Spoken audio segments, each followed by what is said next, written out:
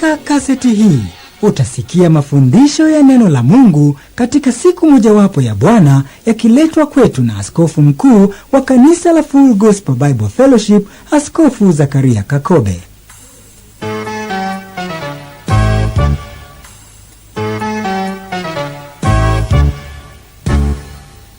Hakika hutakuwa ulivyo baada ya neno hili lililojaa nguvu ya Mungu. Fungua moyo wako kupokea chakula cha kiroho tunapomkaribisha sasa Askofu Zakaria Kakobe. Tumwombe Mungu. Mungu wetu, asante kwa sababu umetufundisha juu ya kuomba mara nyingi, na hata tena na tena tumesikia kutoka kwako kuhusu kuomba, na wengi wetu hata sasa umetutumia kwa kipekee kutokana na maombi yetu. Umetufundisha kuomba tangu tulivyokuwa watoto wachanga kiroho, na hata maisha yetu yamekuwa ya maombi. Tunapokuwa katika Powerhouse kila Alhamisi tumekuwa katika maombi. Tunapokuwa Jumamosi katika makanisa nyumbani tumekuwa katika maombi. Tunapokuwa katika ibada kama hii tumeomba. Amefanyika maombi mapatano tena na tena. Umetufundisha kuomba. Lakini Bwana, ninakusihi sasa kwa Roho Mtakatifu tukumbushe tena kuomba. Kwa neno lako upate kututia charge tupate kuomba, ili Bwana tupate kuona mambo makubwa uliyokusudia kwetu yakitimia katika jina la Yesu. Amen.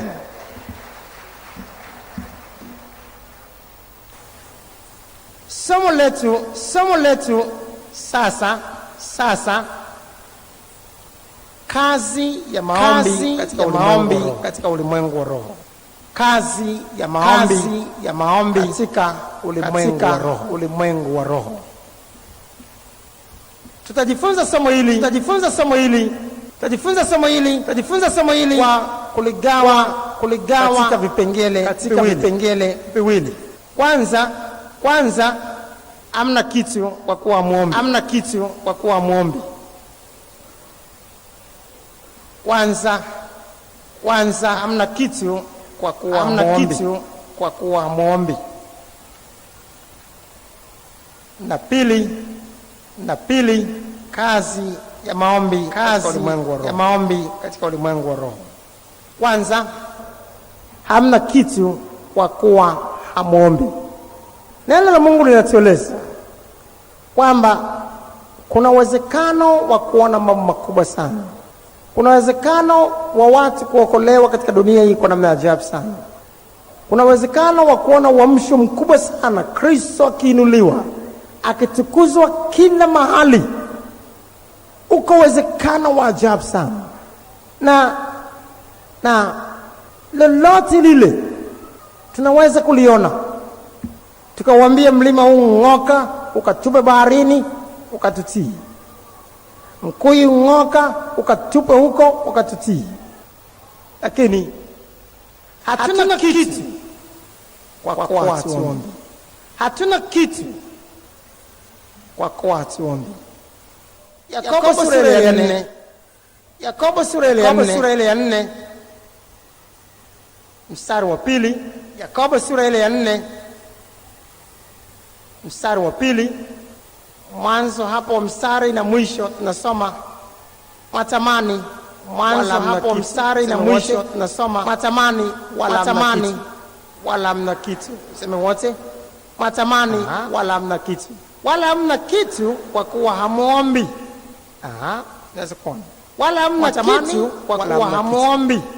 Wala hamna kitu kwa kuwa hamuombi. Wala hamna kitu. Wala hamna kitu kwa kuwa hamuombi. Tukiomba tutaweza kuona mambo makubwa ya kushangaza. Sio tu ishara, tutaweza kuona mambo makubwa ya kushangaza. Lakini tutaona sio tu ishara na miujiza, lakini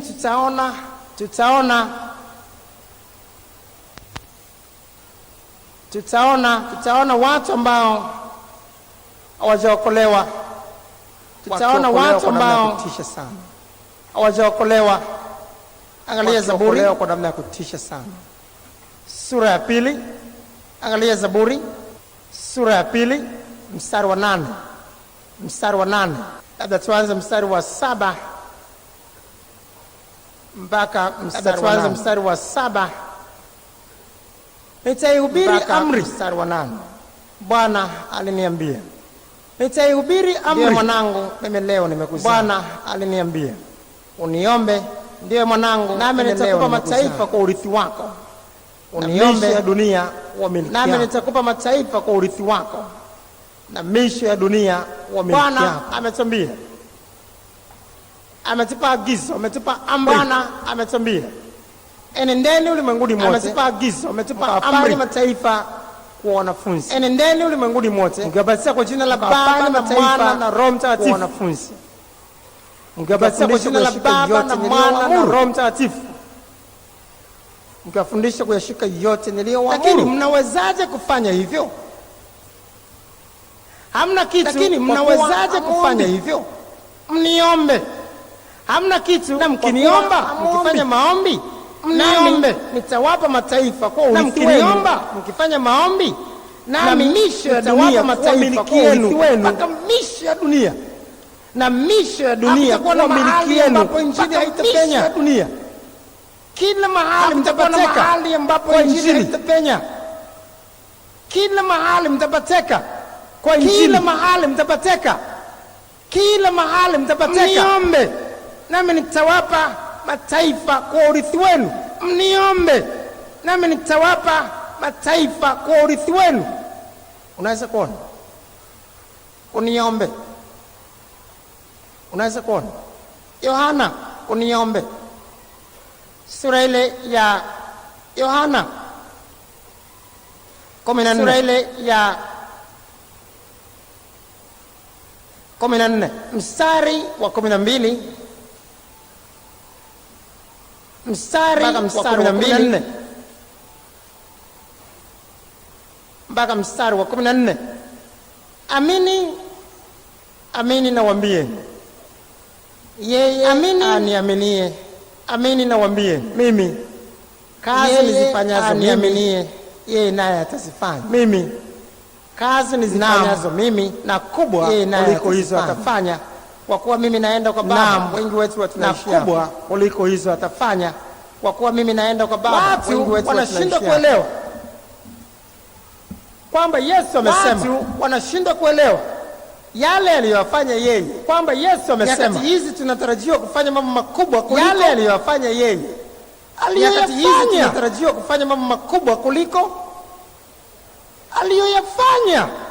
Lakini kanisa, tuna watu wa ajabu duniani leo, lakini imekuwa kinyume. Kanisa hawajui andiko hili duniani leo, imekuwa kinyume. Hiyo miujiza mingi na hiyo miujiza mingi na atakuwa giza hapo. Hiyo miujiza mingi na hiyo miujiza na atakuwa giza hapo. Ilikuwa tu zamani hizo. Miujiza siku hizi hamna. Lakini Yesu anasemaje? Ilikuwa tu zamani hizo. Mimi. Lakini Yesu anasemaje? Kazi nizifanyazo mimi. Yeye naye atafanya nini? Kazi nizifanyazo mimi atazifanya. Naam, na kubwa kuliko hizo atazifanya. Asingesema tunaweza kufanya kazi kubwa kuliko alizozifanya kama asingesema tunaweza kufanya kazi kubwa kuliko alizozifanya kama asingekuwa tayari ametufungulia mlango. Anajua anachokisema na anakimaanisha. Alijua anachokisema na anakimaanisha. Vichwa ngumu zaidi ambao wanajifanya wamesoma. Nyakati tulizo nazo tutakuwa na watu vichwa ngumu zaidi, wana pesa zaidi kuliko wanajifanya wamesoma, ambao nyakati wana pesa zaidi kuliko watu waliokuwepo. Ulikuwa na nafuu. Na nyakati nyingi Paulo mtume alipokuwa anakwenda kuhubiri, ulikuwa na nafuu. Alikuta watu wapagani waabudu miungu. Paulo mtume alipokuwa anakwenda kuhubiri, kuna nafuu kuwahubiria wapagani kuliko watu wa dini waabudu miungu. Kweli kuna nafuu kuwahubiria wapagani kuliko watu wa dini. Ni kweli. anayekazana kukwambia mimi bwana usiniguse bwana, anayekazana kukwambia nilikwisha batizwa tangu utotoni. Wewe wakati unabatizwa uliona? Nilikwisha batizwa tangu utotoni. Wewe mwenyewe unasema kwa mtoto mchanga uliona? Niliambiwa na baba mtoto mchanga uliona? Aliandika kwenye notebook yake. Niliambiwa na baba hata tarehe yenyewe aliandika kwenye notebook yake. Kimeshikilia mwambii kitu. Lakini kitoto kichanga hivyo watu wa dini ni wabaya kuliko wapagani. Mwambii kitu. Jaribu kuzungumza naye, watu wa dini ni wabaya kuliko wapagani. Jaribu kuzungumza naye, wanadai wanajua Biblia. Biblia naifahamu bwana. Watu mjinga kiasi gani wanajua Biblia? Masomo mengine wako tayari kujifunza. Kiasi gani anajua Biblia? Wako tayari kujifunza hata kusoma na kuandika. Masomo mengine wako tayari kujifunza. Wako tayari kujifunza historia na hesabu, lakini Biblia anajua. Kila mmoja Biblia wako tayari kujifunza kijana wa hesabu, lakini Biblia anajua. Sisi bwana tulikuwa tuna Biblia ile ya wewe kijana wa juzi Biblia umeiona hii. Sisi bwana tulikuwa tuna Biblia ile ya Kiswahili cha Mwamvita. Kila mmoja anajua Biblia, lakini angalia hawa wanaojua Biblia wanafanya nini? Wezi wa kila mmoja anajua Biblia, lakini angalia hawa wanaojua Biblia wanafanya nini? Kama wao hamna, lakini wanajua Biblia kama wao hamna. Sasa Biblia gani wanajua? Washirati na wazinzi wakubwa kama wao hamna, lakini wanajua Biblia. Sasa kujua Biblia maana yake neno hilo tayari litakuwa linakuongoza katika maisha yako. Kujua Biblia maana yake neno hilo tayari litakuwa linakuongoza wakati azishike amri zake. Neno linasema ni mwongo. Mtu akisema nimemjua wakati azishike amri zake. Sasa Mungu alijua tutakutana na watu wa dini ambao wamekwisha fanywa sugu tangu. Sasa Mungu alijua tutakutana na watu wa dini ambao shetani katika mpango wake aliona jinsi gani ya kufanya ili shetani katika mpango wake aliona jinsi gani ya kufanya ili wawai utotoni. Ni wawai watu hawa. Kabla hataja sema ni wawai utotoni awe Mkristo. Kabla hataja sema nimtie msalaba awe Mkristo. Alafu nipigilie msumari hapo, wewe tayari. Nimtie msalaba ulikwisha okoka. Alafu nipigilie msumari hapo, wewe tayari. Ulivyotiwa maji yako ulikwisha okoka. Ulikwisha zaliwa mara pili pale ulivyotiwa maji yako hapo. Mimi tangu utoto wangu ni Mkristo. Lakini waliomkataa shetani sio wewe. Maana walikuwa nalia tumebebwa. Wengine ndio wanasema tunamkataa shetani na kazi zake. Nyinyi lakini kitoto kinamkataa. Kimepakatwa hata kijui kinachoendelea. Chenye kinaona mnakipotezea muda mkinyonyesha maziwa tu. Sasa kinamkataa shetani kweli hiki? Lakini ni mbinu ya shetani ya kufanya huyo mtu sasa hata akija kuwa mkubwa ni kazi. Unamtoaje hapo? Dini nyingi zina mpango huo wa kushughulika na watoto tangu katika utoto wao, kuwaingizia kitu ambacho kiko kinyume na wokovu. Ukomunist kule China ukomunist walipiga marufuku kuleta dini kwa watoto wa tangu kuzaliwa mpaka umri wa miaka 18. Umri huo usiwaguse. Umri huo wasizungumziwe dini, wazungumziwe tu ukomunist. Ukomunist tangu kuzaliwa ukomunist, hakuna Mungu, hakuna vitu vyote hivi ni udanganyifu, hakuna Mungu, wajazio ukomunist. Baada ya miaka 18 wanakuambia haya huyo. Angalia kama utamuingizia dini, amemalizika. Kila kitu unachokikamata utotoni kina nafasi nzuri ya kukupeleka mpaka uzee wako. Sasa inategemea unakichukua kipi. Ndio maana ukishajengewa kitu pale mwanzo ni kazi sana kutoka hapo, kazi sana. Sasa Yesu alijua, akina Paulo anawatuma, akina Petro anawatuma katikati ya watu ambao hawakuwa wa dini kiasi hiki. Walikuwa wanakwenda kwenye upagani, hakuna kabisa dini. Wakati ule dini ilikuwa hapo Israeli tu. Huko ni miungu tu. Wakishamwonyesha Yesu kama India mahali kwenye miungu ni pazuri sana kuhubiri, inakuwa rahisi kuliko kuhubiri mahali kwenye dini. Ukishaonyesha Yesu ambaye anaweza kufanya kazi kubwa kuliko ya miungu, basi wanatupa miungu yao, tayari wanamtafuta huyo Yesu. wako tayari upesi kumkubali huyo Yesu kwa Mungu wao. Tena hatari unayoweza kuwa nayo kule India, kwa sababu wanaabudu miungu. Ukizungumza tu hivi kama uwaelewi, utaona kila mmoja anamkubali Yesu. Ukiwaeleza tu yuko Yesu ambaye ana uwezo wa kukupa hiki, wa kukupa hiki, hai huyu, kumbe wanamchukua halafu wamjumlishe katika hesabu ya miungu yao. Paka ufafanue vizuri. Lakini ukishawafafanulia wakajua la, kumbe huyu ana uwezo kuliko hawa, basi unaweza kuona. Sasa Yesu alijua tutahubiri nyakati hizi. Wamejaa watu wa dini, wanasema wameokoka tangu utoto wao, walipobatizwa utoto wao, wanasema wanajua Biblia, hawambiliki, wanasema wamesoma, wana pesa, ni wanasayansi. Alijua tutahubiri nyakati hizi. Kwa hiyo alijua sisi tunahitajika kufanya mambo makubwa zaidi kuliko aliyoyafanya ili tuilete dunia kwa Bwana Yesu. Ndio akasema yeye aniaminie atafanya kazi nilizozifanya, naam, na kubwa kuliko hizo. Na akasema kwa nini? Kwa nini? Kwa nini? Anasema kwa kuwa mimi naenda kwa Baba, mimi naondoka. Kama mimi naondoka, lazima wawepo watu wa kuiendeleza kazi. Sasa haya yanaweza kufanyika katikati ya macho yetu bila shaka. Hatujaona kitu mpaka sasa. Tunaweza kuona mambo makubwa zaidi kuliko tunayoona sasa hivi. Lakini kwa namna gani? Sasa anasema mstari wa 13 mpaka 14. Nanyi mkiomba. Hapa ndio kwenye tatizo. Tunataka mambo makubwa kuliko aliyofanya Yesu, lakini hatutaki kufanya nini? Hataki kufanya nini? Nanyi mkiomba. Mstari wa 14, mkiniomba neno lolote. Angalia, narudia hapo hapo. Nanyi mkiomba. Mkiniomba neno lolote. Hakuna maombi, basi mtafanyaje kazi kubwa kuliko nilizozifanya? Maana Yesu alikuwa mwombaji. Sasa kama mimi Yesu niliomba, ninyi mkumbuke hili, kama hamuombi msitegemee kitu.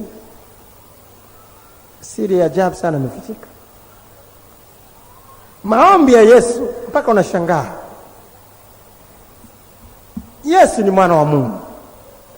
Alikuwa na karama zote. Hamna karama ilikuwa hamna kwake. Mamlaka ya kimungu ilikuwa juu yake. Lakini utashangaa alivyokuwa mwombaji. Sasa sisi tunataka kufanya kazi alizozifanya yeye, naam, na kubwa kuliko hizo, lakini wakati wa maombi tunapiga miayo. Maombi tutaki, tutayaonaje hayo? Ni haiwezekani. Kama Yesu alikuwa na karama alizokuwa nazo, alikuwa anaweza kuomba maji yakageuka kuwa divai, kumwamuru Petro atembee juu ya maji, lakini akawa mwombaji wa kiasi hiki.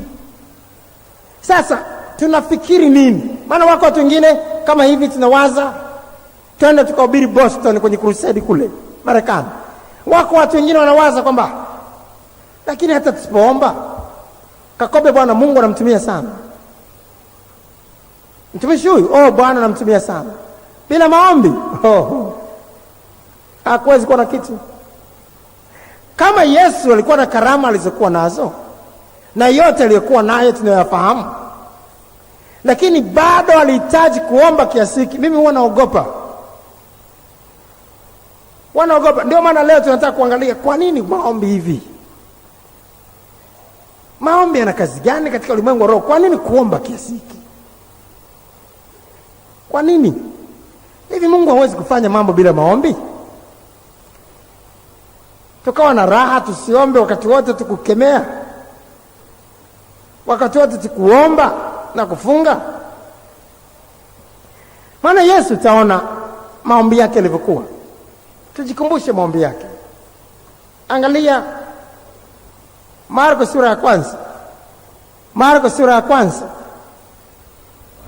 mstari ule wa 35.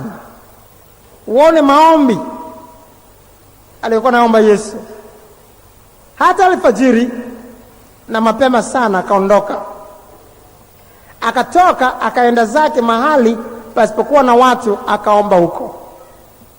Alfajiri sana na mapema akaondoka, akaenda zake mahali pasipokuwa na watu, akafanya nini? Akaomba. Bwana tusaidie sana. Sisi kwetu kuamka alfajiri imekuwa mzigo wa kulemea. Lakini Yesu aliona afadhali asilale kwenye kitanda, alale kwenye mawe ya mlima Mizeituni, ili akimkwangua kwenye mgongo awahi kuamka aombe. Akajua afadhali akosa starehe za kitanda kuliko kukosa maombi. Mambo ya ajabu sana. Asubuhi, alfajiri anaomba. Hebu angalia kuomba kwake. Wakati wote anaomba.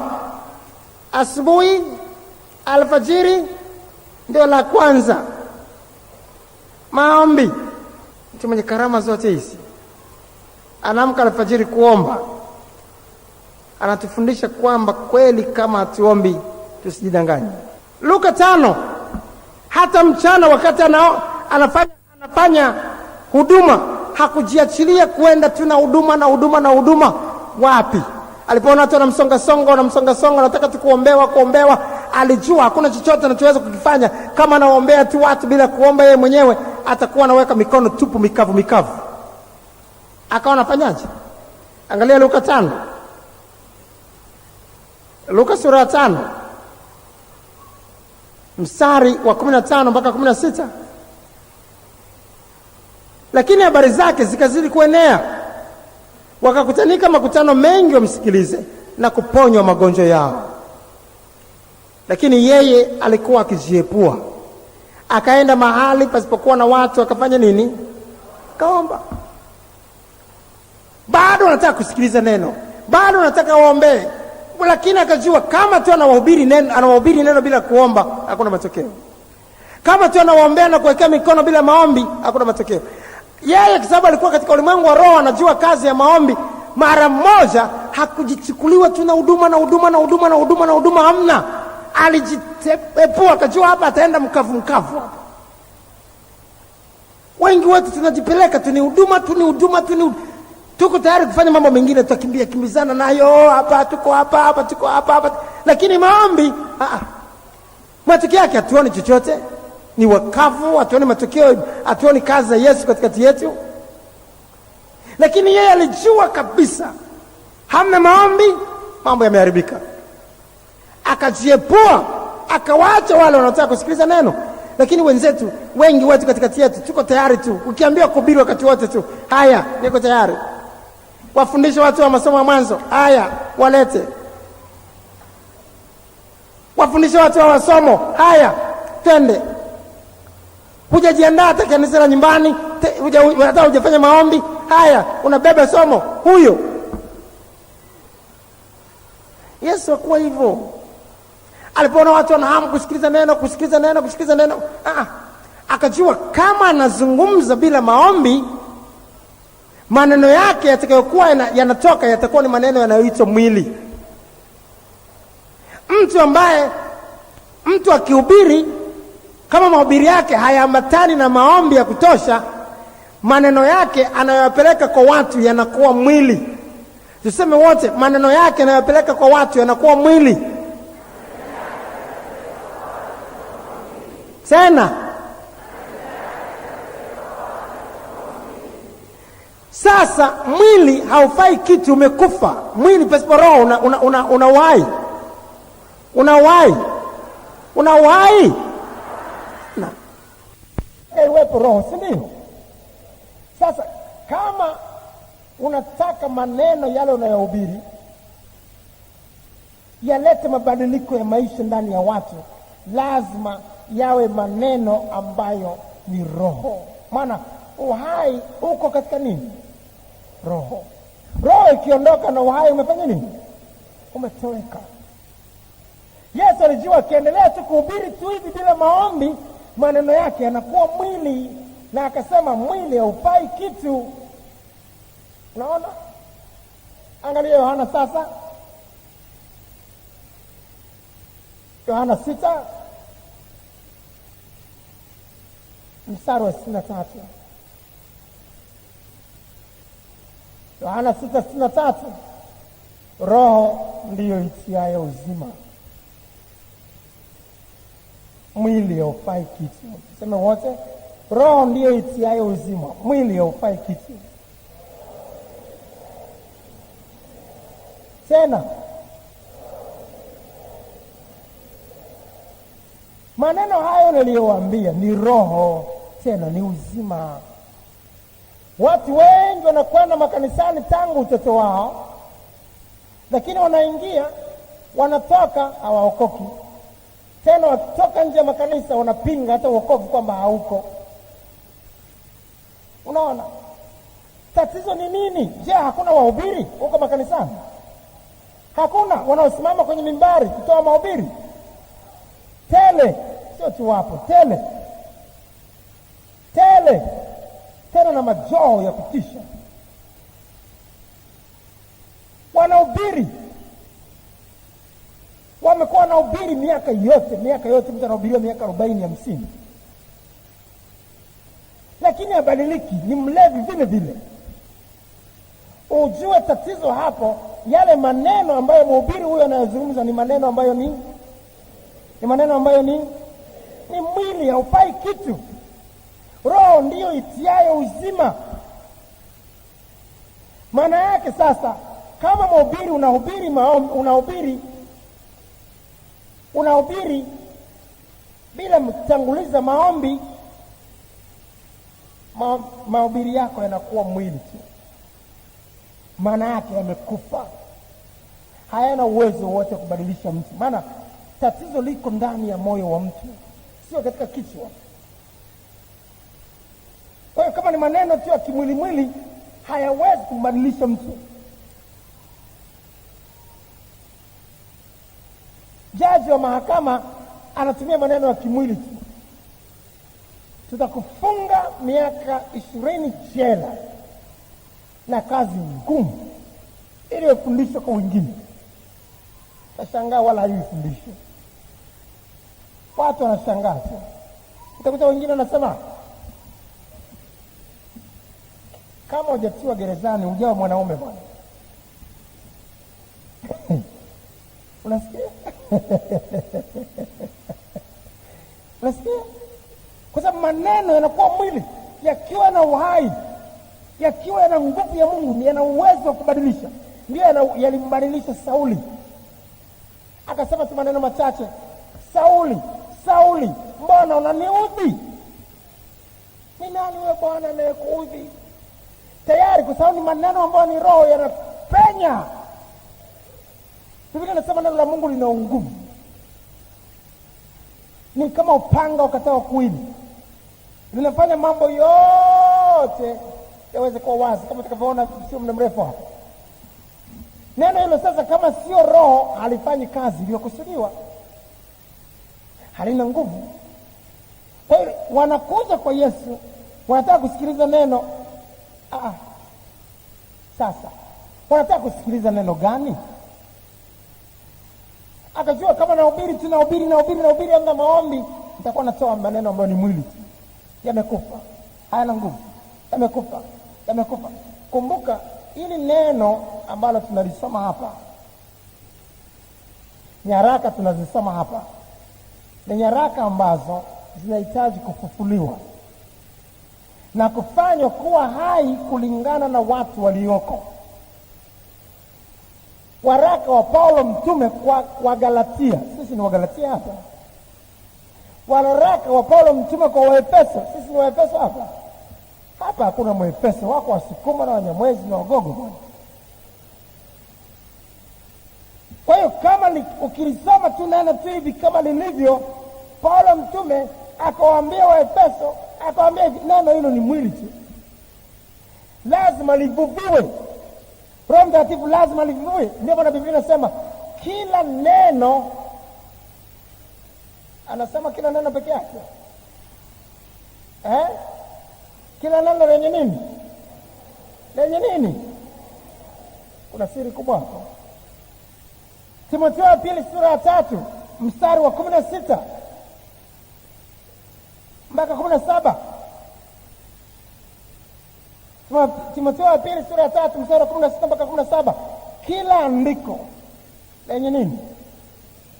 Lenye pumzi ya Mungu lafaa kwa mafundisho na kwa kuwaonya watu makosa yao na kwa kuwaongoza na kwa kuwaadibisha katika haki, yaani kuwapeleka waende katika haki, ili mtu wa Mungu awe kamili, amekamilishwa apate kutenda kila tendo jema. Lazima tuhubiri maneno, lazima tuhubiri maandiko, lakini yawe na nini? Yawe na nini? Pumzi ya Mungu. Kama tunakwenda tu tunazungumza maandiko tu hivi hivi, itakuwa tunazungumza kitu kilichokufa. Lazima yavuviwe na Roho Mtakatifu. Lazima yawe ni roho yaweza kushughulika na mtu huyu Mnyamwezi wa sasa. Amen. Huyu hapa yambadilishe, aweze kupatia hilo neno kama lake sasa, sio la nyakati hizo, lake sasa. Maombi hamna, basi tunahubiri maneno ambayo ni mwili, hayana pumzi ya Mungu. Maana yake sio maneno ya Mungu, ni maneno yetu tu, tunayatamka tu. Mungu hayuko katika hayo. Yesu akajua kama anakwenda tu kuhubiri, anafundisha namna hiyo, watu hawezi kufaidika. Anajiepua, anaacha pirika hizo, anaenda kuomba. Sasa ndio maana anajiepua. Naweza kuona alfajiri ameamka kwenye maombi, mchana anafanya shughuli, anajua maombi ya alfajiri hajamtosha, bado anatakiwa kuomba tena. Alafu jioni tena amesharudi kwenye mahubiri na maombezi, anawaambia wanafunzi wakati wote alikuwa anataka kukaa na Yesu tu. Bwana Yesu, hubiri tukusikie. Bwana Yesu, fundisha tukusikie, neno lako tamu. Tuombe. Ndio kama watu wengine wanakuwa wanashangaa, wanasema kwa nini mtumishi wa Mungu wakati mwingine tunataka kumwona askofu haonekani? Sasa sisi tunataka tuombe. Wewe akuombe, kutakuwa na matatizo. Akuombe tu maana yake ni sawa sana kusema mama anyonyeshe tu mtoto, lakini yeye asile. Atakuwa ananyonyesha hewa hatimaye.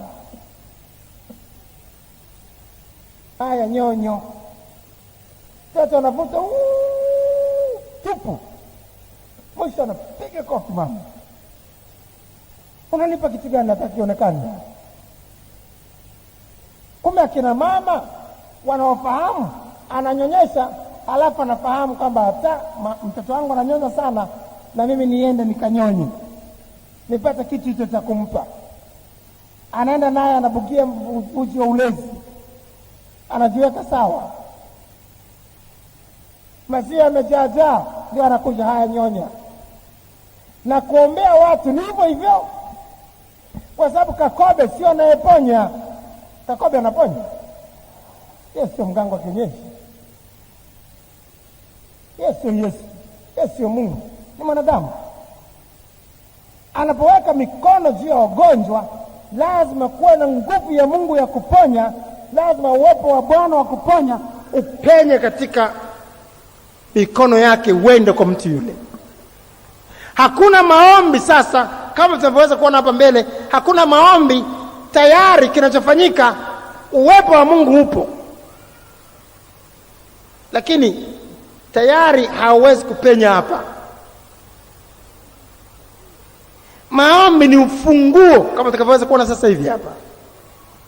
Ni ufunguo, ni kama unavyofungua bomba. Bomba ukilifunga, maji yanakuja mpaka pale kwenye bomba. Kwenye bomba pale si yanafika? Hayafiki? Yanafika, si ndio? Lakini ukiangalia pale pote lile karo liko kavu. Sasa unaweza kusema hamna maji. Sasa hiyo ni sawa sana kusema hamna kitu, hamna maji hapa, kwa sababu hamjafungua bomba. Maji yako yanafika mpaka hapa. Ni wewe sasa kufungua yatelemke. Sasa maombi ndio yanafungua bomba namna hiyo, na maji yanatelemka. Hamna maombi, hamna kitu. Sasa wanafunzi wa Yesu nao hivyo, Bwana Yesu, kaa hapa utuombee, kaa hapa tuhubiri, kaa hapa tufundishe. Maombi hawataki. Hataki Yesu aombe. Kwa hiyo wakati mwingine akawa anawalazimisha. Maana akawa anaangalia, anaona huyu Yesu naye alfajiri anaomba. Mchana watu wanataka kuhubiriwa neno na kufundishwa na waombewe, anajitenga tena anaomba. Jioni tena anataka kuomba, wakajaribu kumzuia. Hana maombi, twende tukafanye huduma. Yesu akajua jamaa hawajafahamu maombi maana yake nini, akawalazimisha. Angalia Mathayo 14 mstari wa 22 mpaka 23. Mara akawalazimisha wanafunzi wake wapande chomboni na kutangulia mbele yake kwenda ng'ambo. Wakati alipokuwa akiwaga makutano, hawakutaka kuondoka, hawakutaka kumwacha Yesu. Akawalazimisha. Sasa hapa siwaombi, hapa siwasihi, hii ni amri. Petro, Yohana, ongoza msafara, au sio mtatiwa chini ya nidhamu. Maana hawaelewi, wanataka tu Yesu ahubiri, Yesu aombe basi. Alipokuwa amewalazimisha amekwenda, mstari wa 23. Naye alipokwisha kuaga makutano, alipanda mlimani faragani kwenda kufanya nini? Kuomba. Na kulipokuwa jioni alikuwa huko peke yake. Angalia, alfajiri anaomba, mchana anajiepua anaomba, jioni anaomba, usiku nako aliomba. Na usiku aliomba tena. Hapa sasa ndio kifahamu, hapa ndio gharama hiyo. Tunataka tuzitende kazi hizo, tuutikise ulimwengu, lakini gharama hii, wanangu, tuko tayari kuikabili?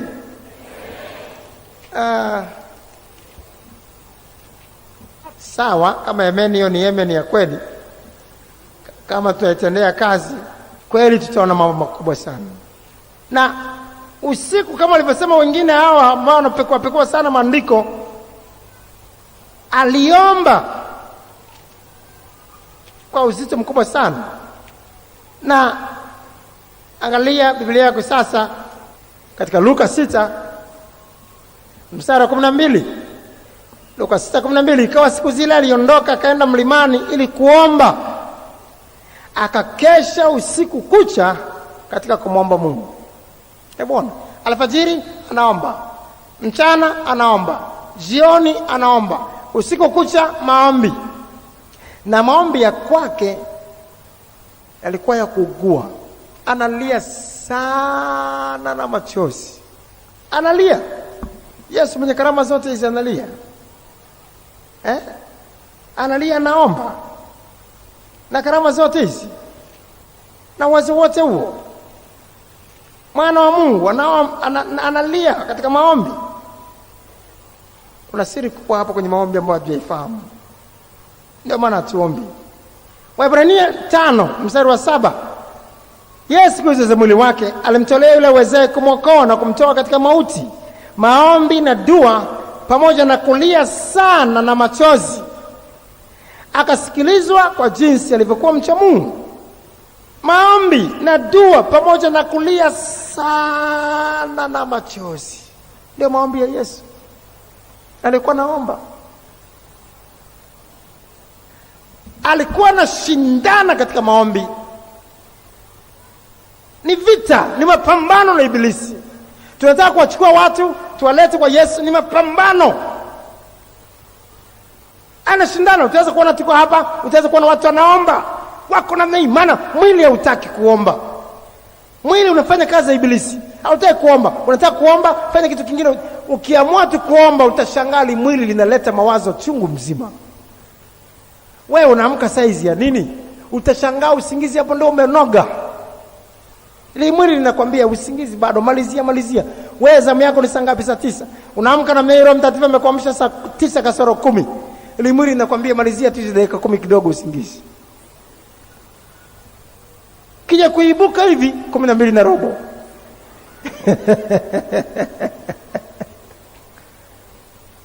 Mwili ukipiga tu mwako watu unataka kuomba, kuna sauti inakwambia nenda kajisaidie kwanza.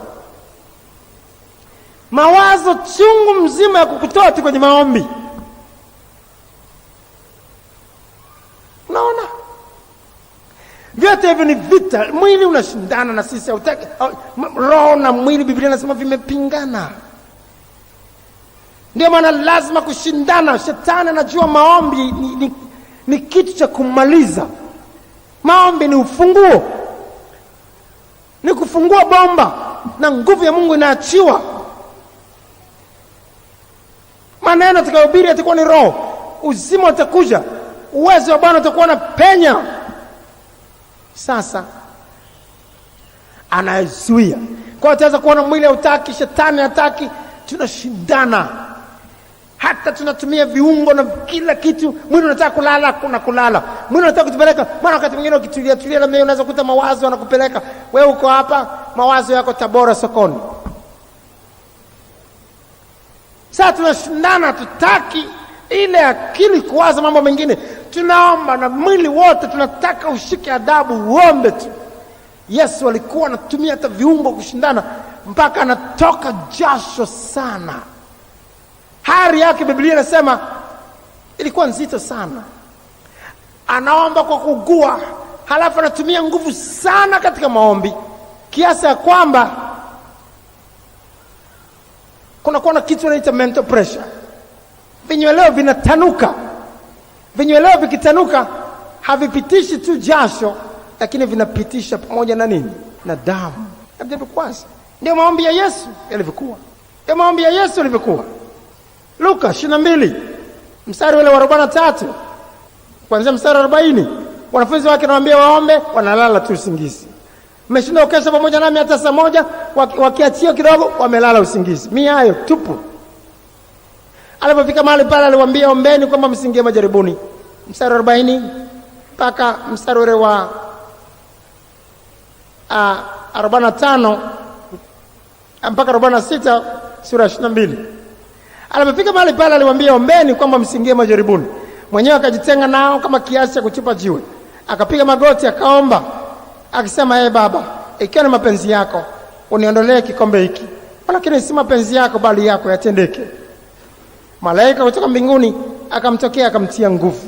Ameomba mpaka nguvu zinamwisha, mpaka anatiwa nguvu.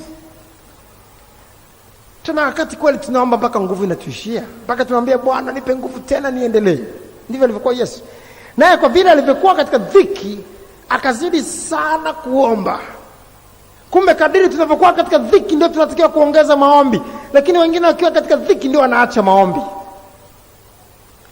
Akaomba sana, hari yake sasa jasho lake likawa kama matone ya damu yakidondoka nchi.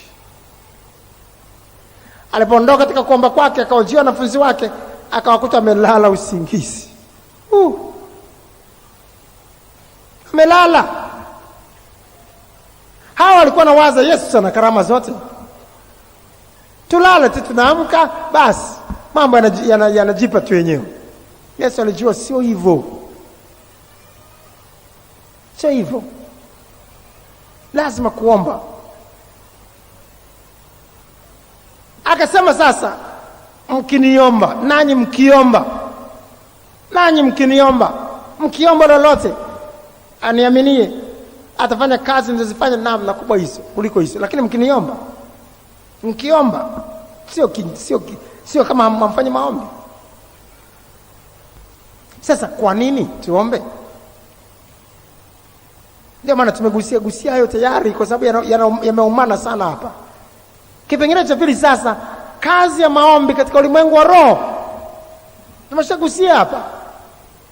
Maombi ni ufunguo wa wa nguvu ya Mungu kutenda kazi pale tunapotaka itende. Tunajua watu hawawezi kuokoka kwa nguvu za kibinadamu. Hawawezi kuokoka kwa namna tu ya kimwili. Hawawezi kupona kwa namna ya kimwili. Madawa yameshindikana kuwaponya. Wamezunguka kila mahali. Kwa hiyo jitihada za kimwili zimeshindwa kuwaponya.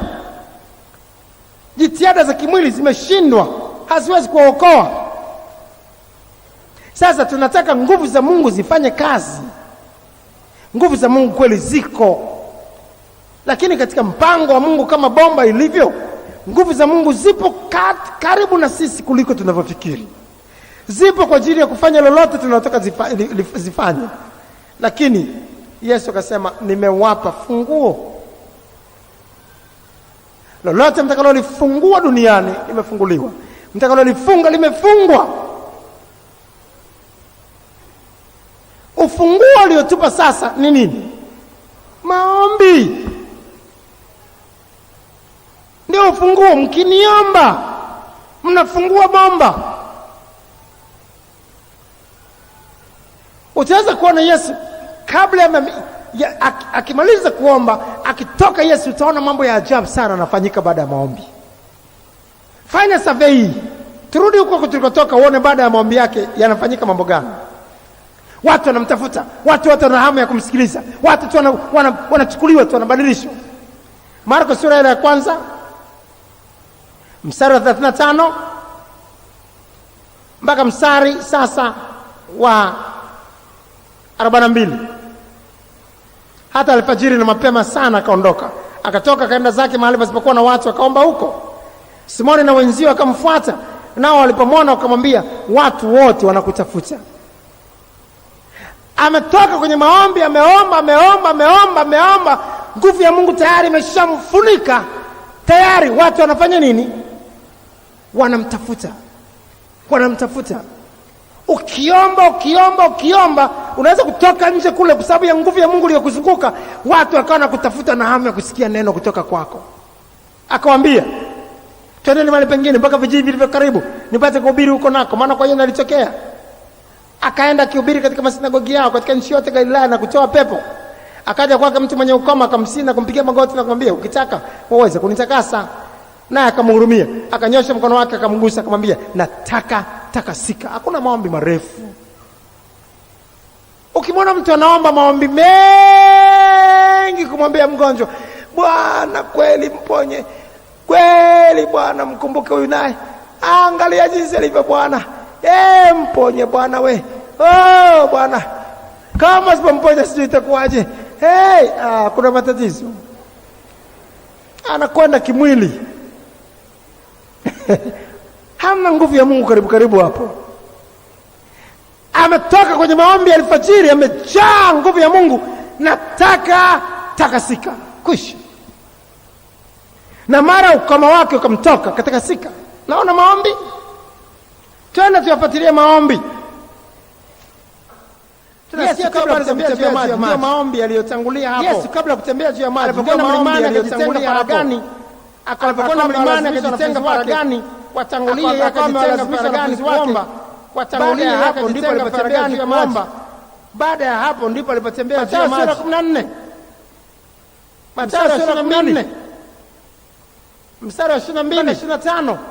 Mara akawalazimisha wanafunzi wake wapande chomboni na kutangulia mbele yake. Mara akawalazimisha wanafunzi wake wapande chomboni na kutangulia mbele yake kwa ng'ambo. Na alipokuwa makutano, alipanda mlimani faragani kwenda kuaga makutano, alipanda mlimani Faragani, kwa jioni alikuwa kwa peke yake, na kile chombo kilikuwa jioni alikuwa kwa bahari, kinatapika sana na mawimbi, maana upepo ulikuwa umbisho sana na mawimbi, hata wakati wa upepo ulikuwa umbisho. Ya 4 ya usiku Yesu akaendea akienda kwa miguu juu ya nini? Ya usiku Yesu akaendea akienda kwa miguu juu ya nini? Kabla kutembea kwa miguu juu ya bahari, kabla kutembea kwa miguu juu ya bahari, maombi ya kutosha. Uwezo wa Mungu kumfunika ukamfanya kufanya mambo yasiyowezekana. Uwezo wa Mungu kumfunika ukamfanya kufanya mambo yasiyowezekana kibinadamu. Hamna kitu kwa kuamua hilo tu. Hamna kitu kwa kuamua hilo tu. Akija kuombea watu yatatokea mambo ya ajabu sana. Akija kuombea watu yatatokea mambo ya ajabu sana. Yatatokea mambo ya ajabu sana.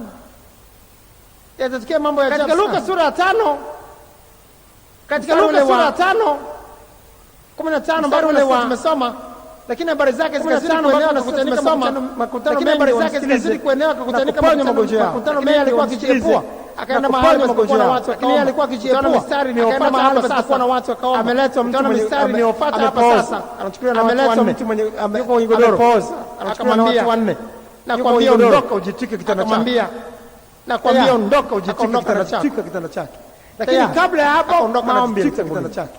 Lakini kabla ya hapo maombi yalitangulia. Hiyo ndio siri ya maombi. Maombi ni ufunguo. Ndio unaziachilia zile nguvu za Mungu sasa kufanya kazi. Ndio unaziachilia zile nguvu za Mungu sasa kufanya kazi. Maombi ndio yanafanya hilo neno tunalipeleka kwa watu liweze kuwa ni upanga ukatao kuwili wenye uwezo wa kugawanya kabisa nafsi na roho. Tukienda tukawahubiria watu tu hivi, hamna kitu. Hamna kitu. Hamna kitu. Waebrania sura ya 4 mstari wa 12 mpaka 13. Maana neno la Mungu li hai, tena lina nguvu, tena lina ukali kuliko upanga wote ukatao kuwili, tena la choma hata kuzigawanya nafsi na roho na viungo na mafuta yaliyomo ndani yake, tena lijepesi kuyatambua mawazo na makusudi ya moyo, wala hakuna kiumbe kisichokuwa wazi mbele zake, lakini vitu vyote viutupu na kufunuliwa machoni pake yeye na mambo yetu. Neno la Mungu likienda linaofanya moyo kuwa mtupu, mpaka mtu anajiona kabisa kweli mimi ni mwenye dhambi, sifai, nahitaji msaada, na elimu yangu si kitu chochote. Lakini hakuna maombi tusitarajie chochote. Ndio maana Yesu alihitaji maombi, na alipata shida sana wakati wake, kwa sababu wanafunzi wake walikuwa wanalala tu usingizi. Kazi yote ikamwelemea. Paulo mtume na karama zote alizokuwa nazo, Biblia inasema miujiza kupita kawaida Mungu alifanya kupitia kwake.